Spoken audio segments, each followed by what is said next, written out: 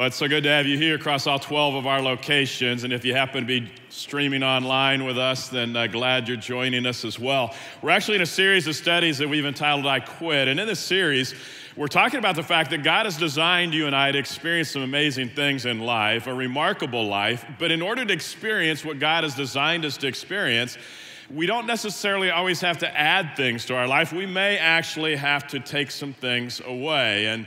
And so we're talking about I quit and making some choices to quit some behaviors that may be keeping us from experiencing all that God has in store for us. And so we've given you today some stickers just to kind of say, hey, you know what?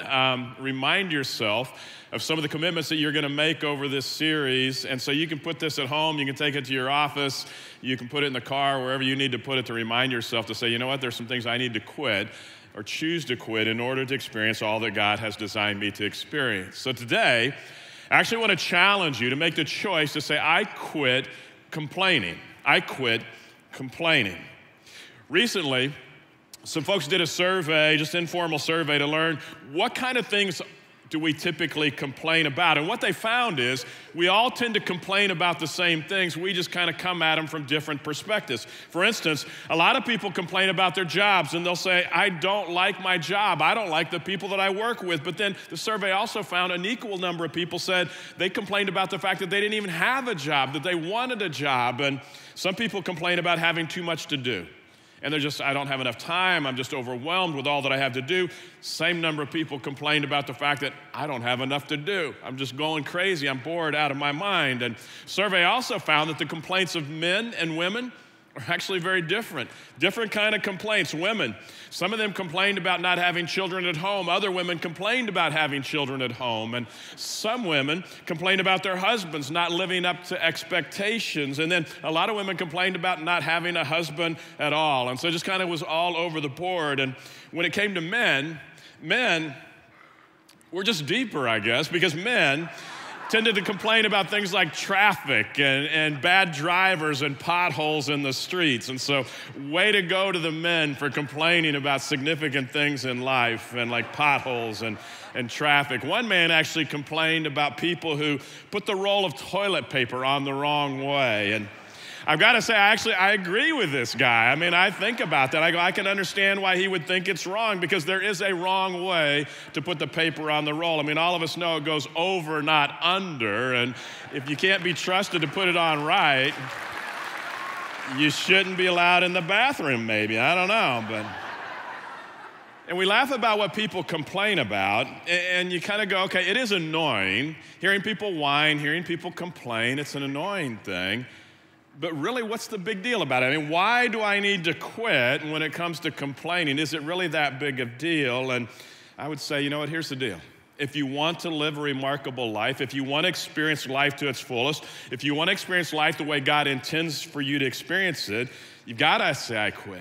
And the reason why you've got to say, I quit to complaining is because at its deepest level, when we complain, what we're really saying is, God, can I trust you with the details of my life? Do I trust you, God, with the details of my life? Do you really know what's going on in my life, God? And are you able to handle me in my life? And it's not a matter of having our lives go smoothly. It's not a matter of just finally achieving the perfect life without any negative things, no interruptions, no negative surprises. It's not about living this troubled-free life, because a troubled-free life is never going to happen. It's all about, do I trust God with the details of my life? Do I really believe that He's capable to guide me and lead me in my life? Because we all know troubles are going to come. It's going to happen. Life is not always rosy. God never promises that it'll always be rosy, and there will always be people that disagree with us. Circumstances are going to change on us that we may not like, and I think that's why a man named Job actually said this. He said, people are born for trouble as readily as sparks fly up from a fire. If you sat around and watched a campfire and you see the sparks fly, it's going to happen. And he says, you know what? That's the way trouble is in our lives as well. Trouble is going to happen. Now, when I was a kid, There was actually a bumper sticker that was popular around that time, and I would be riding in the back seat of the car with my brother and sister. And the way it worked in our family is my dad always drove, my mom sat in the passenger seat, my older sister, because she was older, got the window on the right side, my younger brother, because he was younger, got the window on the left side, me in the middle, I always got the hump. And I mean, that's kind of the way it worked. I'm not complaining about it, but that's just kind of the way it worked. And I mean, that's the life of a middle child. We're always just giving up the better for our older and younger siblings, but we're okay with that. We're happy with that, not complaining at all. And from time to time, as we would be riding in the car with my parents, we'd pull up to a stoplight, and we would see on the back of a car this particular bumper sticker. And my parents would blush when they would see it. They would try to distract us so we wouldn't see it, and that caused us to be more interested. And so we would peer over the front seat, bench seat, not bucket seats. That didn't happen back then. And a better view of the bumper sticker we wanted to see. And then we would see it, and we would look at each other, and we would kind of snicker and laugh, because to us, this bumper sticker was the raciest thing we had ever actually seen. Now, before I tell you what the bumper sticker actually said, you have to understand, in my entire life, never once have I heard my parents utter a curse word. I mean, they just never did. Proper language was used with them all the time. They expected the same for us as kids as well, which I think is why I developed such an appreciation for eating soap when I was a kid.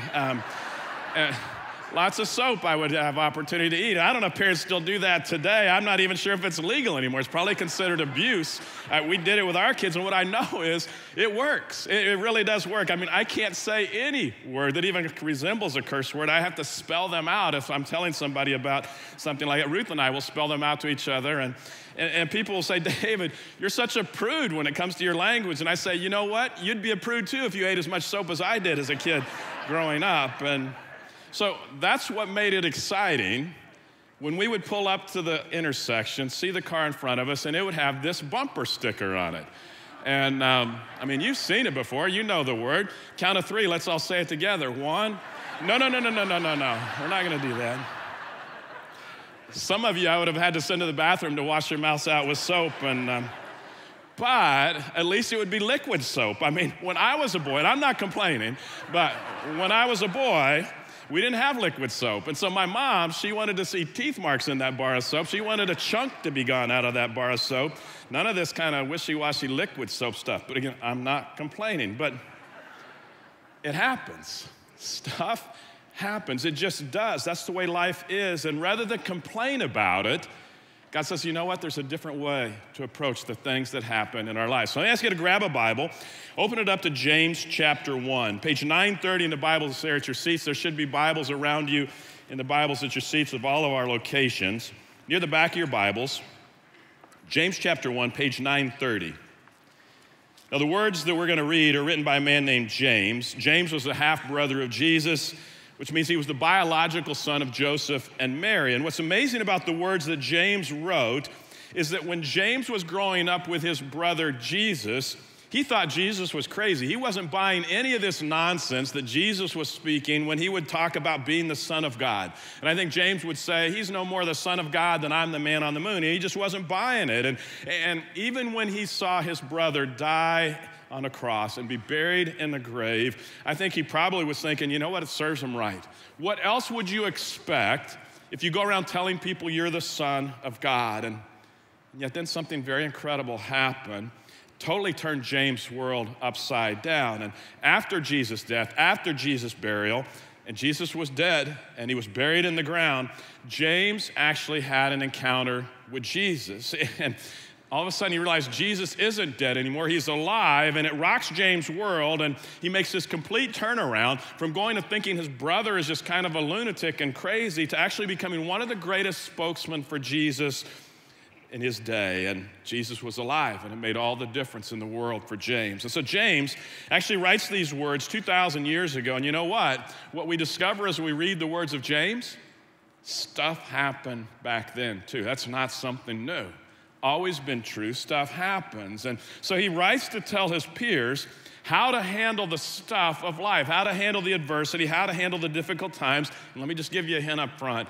It's not complaining. That's not the way to handle it. James chapter 1, verse 2. Dear brothers, and sisters, when troubles come your way. Now, let me just stop there because he says, dear brothers and sisters, when troubles come your way, when it happens, not if, when it happens, they will come sooner or later, probably sooner, you're going to face adversity, and it will happen, so don't be surprised by it. And yet, isn't it something that every time we find ourselves in a tough situation, we act surprised? We go, oh, I can't believe this happened to me, but it's gonna happen. So picture this, picture yourself, you're driving down the road.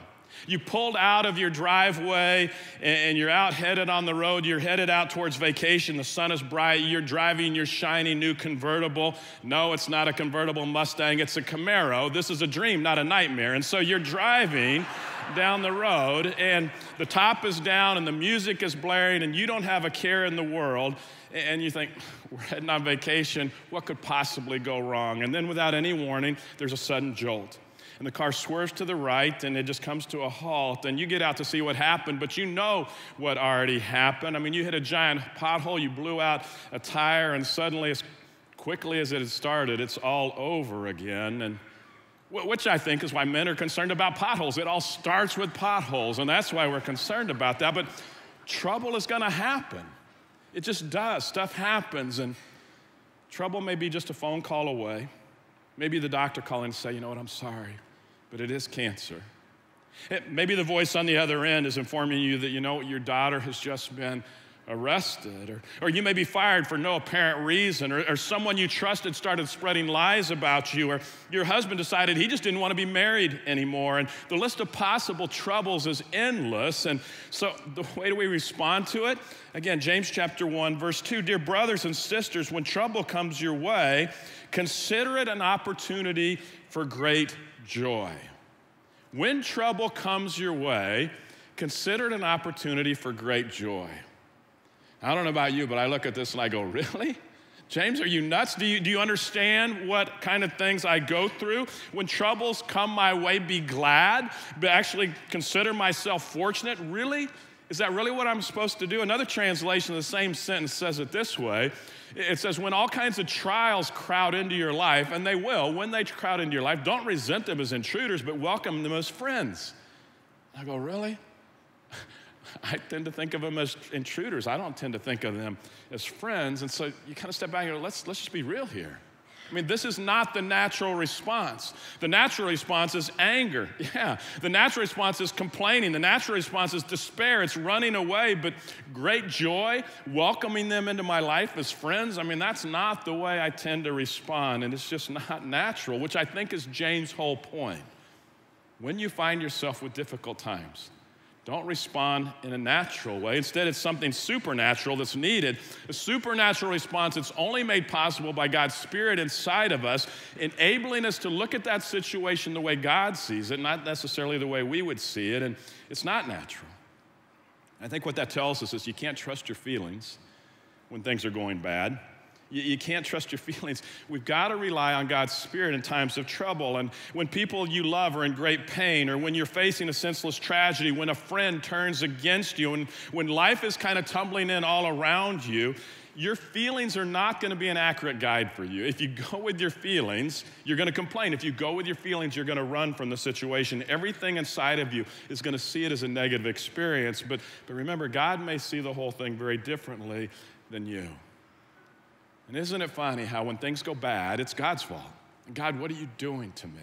When things go good, I'm pretty smart. Aren't I pretty intelligent in this? And when things are going good, we think it's us. When things are going bad, we think it's on God. And so James says, look, when bad things happen, first of all, consider it to be something of great joy. Then he goes on, verse 3. For you know that when your faith is tested, your endurance has a chance to grow. He says, when your faith is tested, your endurance actually has a chance to grow. And what he's saying is, look, when you go through a hard time, your faith is actually being tested. And until then, it's just theory. You don't know if you really believe much or not. I mean, you never know what you actually believe until hard times come. And then all of a sudden you go, oh, okay, I guess I do really believe this. And when the phone rings with bad news, when your son winds up in prison, when your best friend betrays you, when you lose your job, when a parent suddenly dies, when life comes apart at the seams, then you begin to discover what you really believe. But until then, your faith is just speculative. You don't know because it hasn't ever been tested.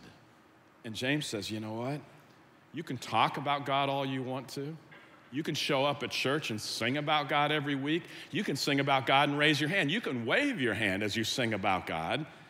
But until you go through some hard times, you don't know if the words you're singing, if you really believe them or not. And once the bad things happen, and they will happen, then you begin to find out what's real for you.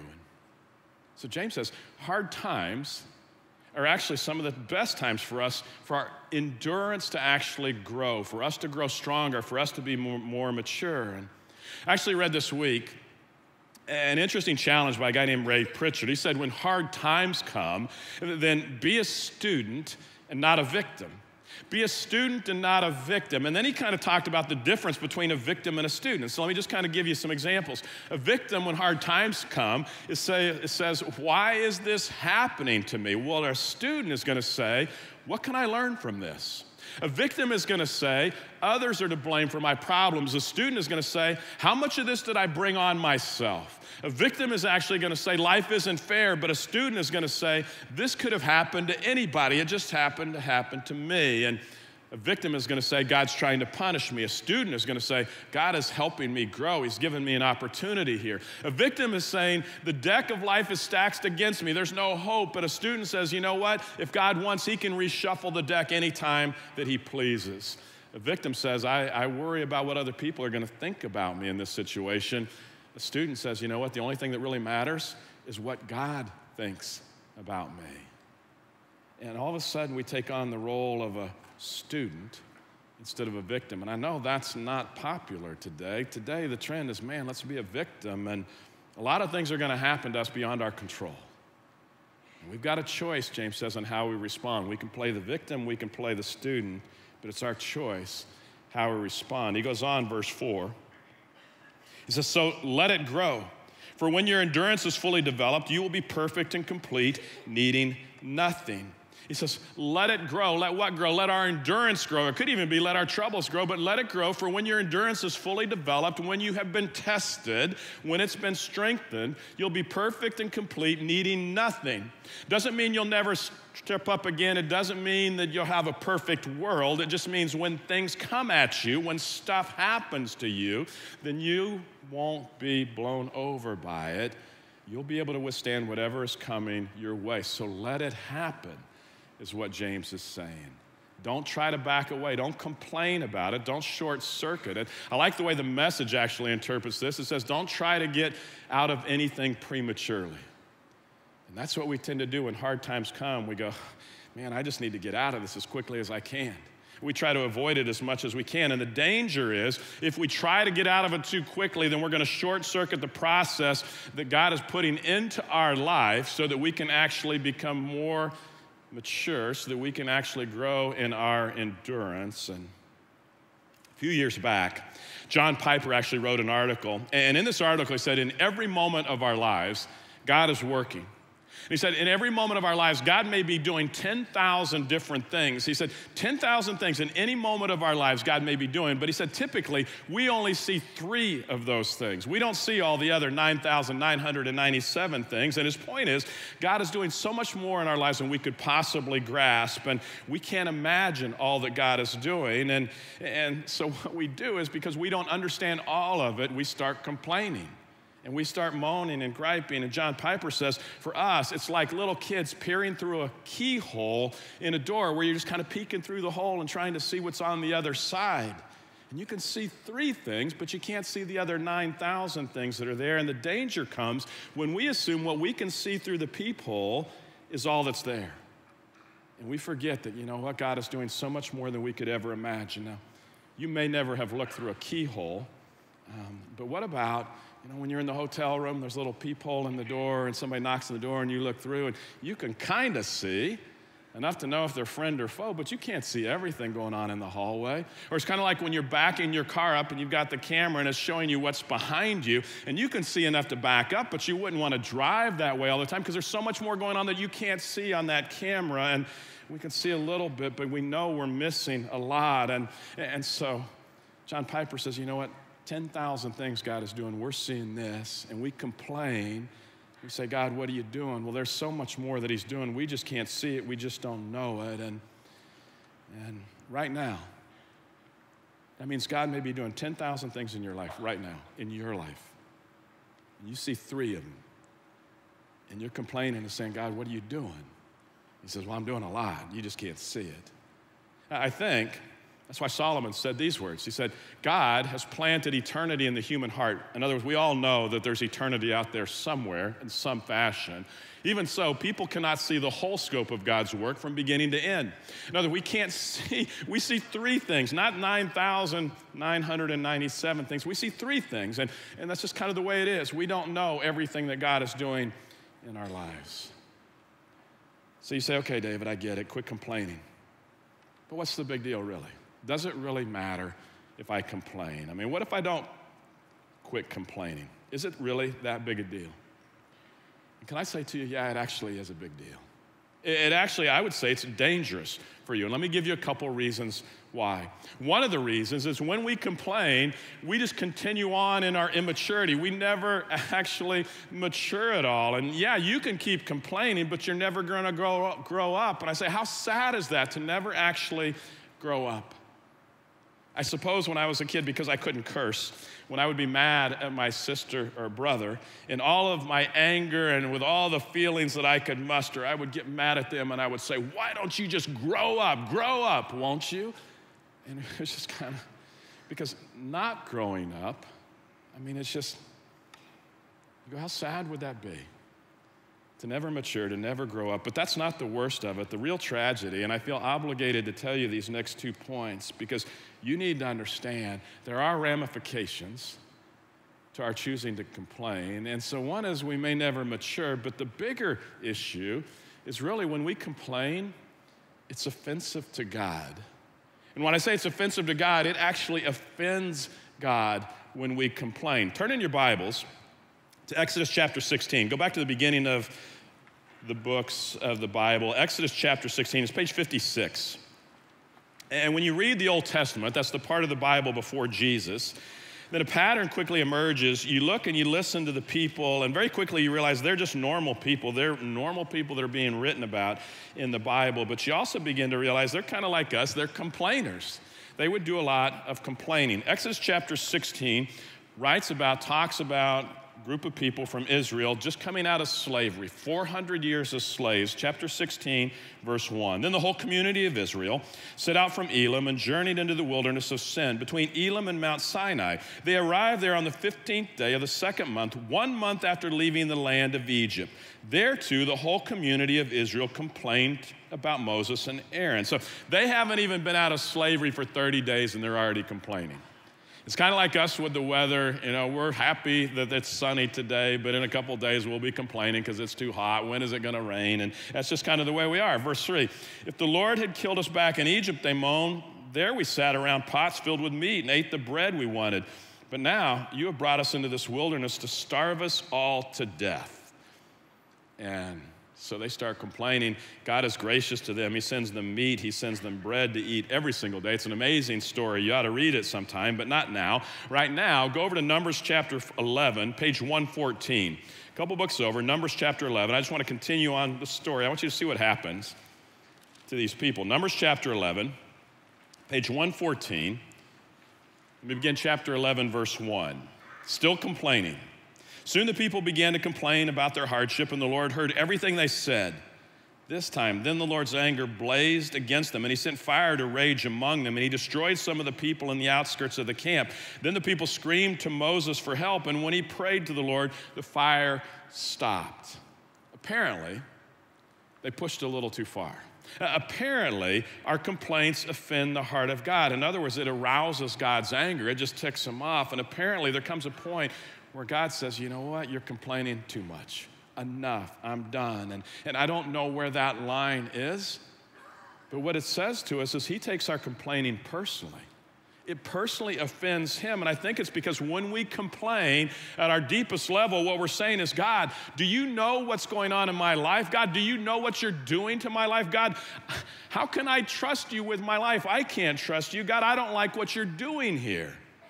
And we keep on complaining. And all of a sudden, God says, you know what? I'm done. Enough. And apparently, watching a few people burn doesn't stop the rest of the people from complaining for very long. And so they keep on complaining, and Moses, their leader, he's had enough. And so he starts complaining about them complaining. Chapter 11, verse 10. Moses heard all the families standing in the doorways of their tents whining, and the Lord became extremely angry. Moses was also very aggravated. And Moses said to the Lord, why are you treating me, your servant, so harshly? Have mercy on me. What did I do to deserve the burden of all these people? Did I give birth to them? Did I bring them into the world? Why did you tell me to carry them in my arms like a mother carries a nursing baby? How can I carry them to the land you swore to give their ancestors? Where am I supposed to get meat for all these people? They keep whining to me, saying, give us meat to eat. I can't carry all these people by myself. The load is far too heavy. If this is the way you intend to treat me, just go ahead and kill me now. Do me a favor, spare me of all of this misery. And he's just whining and complaining, and he jumps into the fray and complains as well. And at some point, again, I don't know when that point is, at some point, God says enough. Apparently there's a limit there, and God is incredibly patient, and God is incredibly long-suffering, but at some point, he says enough. And so go over to chapter 14, a couple pages over. Numbers chapter 14. And this is God's response to the people. He's had enough. Verse 26, Numbers chapter 14. Then the Lord said to Moses and Aaron, how long must I put up with this wicked community and its complaints about me? See, God took their complaining, and he takes your complaining and my complaining as against him. We're not just whining about the food. We're not just whining about the weather. We're not just whining about our job. We're taking it, and he takes it as a personal offense. He says, yes, I've heard the complaints the Israelites are making against me. Now tell them this. As surely as I live, declares the Lord, I will do to you the very things I heard you say. You will all drop dead in this wilderness. You thought that was what's going to happen? Okay, it will happen. Because you complained against me, every one of you who is 20 years old or older and was included in the registration will die. You will not enter and occupy the land that I swore to give you. The only exception will be Caleb, son of Jephunneh, and Joshua, son of Nun. You said your children would be carried off as plunder. Well, I'm going to bring them safely into the land, and they will enjoy what you have despised. But as for you, you'll drop dead in the wilderness, and your children will be like shepherds wandering in the wilderness for 40 years. In this way, they will pay for your faithlessness until the last of you lies dead in the wilderness. I think God's mad. I think he's had enough. Have you ever pushed somebody too far? I mean, you just keep pushing and pushing and pushing, and finally you push them too far. We talk about poking the bear. You keep poking the bear, at some point he's going to wake up. And apparently they poked enough where all of a sudden God said, I'm done. I'm done. The sad thing is, when Moses tells the people God's response to them, all of a sudden they say, oh, okay, we're sorry. But it was too late. Look at verse 39 of chapter 11. When Moses reported the Lord's words to all the Israelites, the people were filled with grief. Yeah, they would be, because they were all just told they're going to die in the wilderness. Then they got up early the next morning, went to the top of the range of hills. Let's go, they said. We realize that we have sinned, but now we're ready to enter the land that the Lord has promised us. But it was too late. See, God had prepared this incredible place for them to live. He called it the Promised Land. It was going to be amazing, like nothing they'd ever seen before. But they complained, and they pushed back, and they pushed back, and finally they pushed back too far. And they missed out on the blessings of God. And here's what you need to know. When we persist in our complaining, our complaints may block the flow of God's blessing in our lives. Your complaining may cause God to go, you know what, that's fine. I'm done. And I had some really cool things in store for you, right around the corner, just right there for you. But you know what? If you want to stay where you are, that's fine. If you don't want to trust me with your future, with your life, that's fine. Just stay where you are. And we block the flow of God's blessings in our lives, and we never know. I mean, all we see is the three things, And he's doing 9,000 other things, and we think that's it, and we miss out, and we complain. God says enough. So you know how I think we're supposed to respond to trouble? Rather than complaining, I think we just need to shut up and listen. Just shut up and listen. I've got to tell you, it was hard actually for me to say shut up because I ate soap for saying shut up when I was a kid. So for me to say that to you was actually a big deal. And my first 4 years of school, we actually lived, my family, in Paris, France, outside of Paris, France. So my first 4 years of school were actually in French schools, French-speaking schools. You know how the French teachers would tell us to shut up? Fermez la bouche. That was kind of the phrase that they would use, and apparently I heard it often because most all the rest of my French I've forgotten, but I remember fermez la bouche, shut your mouth. And I think what James is saying, I think what God would say to us is, you know what, when you're going through a hard time, just shut up and listen. Fermez la bouche. Be quiet and listen, because I'm doing something in your life right now. You just see this, but there's so much more going on around you, 10,000 things. He says that I'm doing. You're complaining, and God says, I'm doing something in your life to make you strong. You're complaining, and God says, I'm doing something in your life to make you wise. You're complaining, and God says, I'm doing something in your life to build maturity into your life so you can experience life to its fullest, so you can experience a remarkable life, everything that I've got planned for you. And if you push too far, you're gonna miss out. Because at some point, God goes, okay, that's fine. If you want to live in this world, live in that world. But there's so much more in store and so much more to offer. And so, fermez la bouche. Just shut up and listen. And Ron Fry has been a part of LCBC for almost 20 years.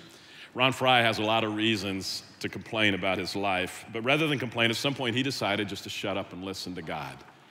And at some point, in the midst of all of his troubles, he decided, you know what, I'm just going to be quiet.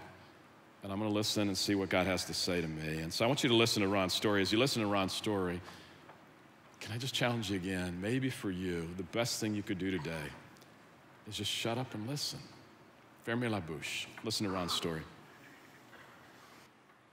When we go out, we just want to make sure that you're behind me. Just close up the gates. Okay. Just get out Okay. Yep. Okay. All right. I have been an explosive engineer for 43 years. And we moved here because there's so much rock and there's just a need for an explosive engineer. And it was 1999 that I had a blasting accident and a gentleman was killed. Immediately, the federal government filed charges against me, and so did the state government. Life became so stressful that my wife and I, Cindy, we were separated. One day we were invited to a service at LCBC. We decided that we were going to sit down and at least worship together. Pastor Dave gave a message on marriage renewal. And after the service, Cindy actually asked me to come back home. And that's where our relationship with LCBC came. Actually, 2 lives changed by Christ. Went through the next 2 years of being in court. LCBC people surrounded me with their prayers, their love. We trusted in God's decision. The state government dropped their charges first, finding no negligence on my part. It was shortly after that that the federal government dropped their charges against me. So LCBC had become a way of life for us. Life kind of went on.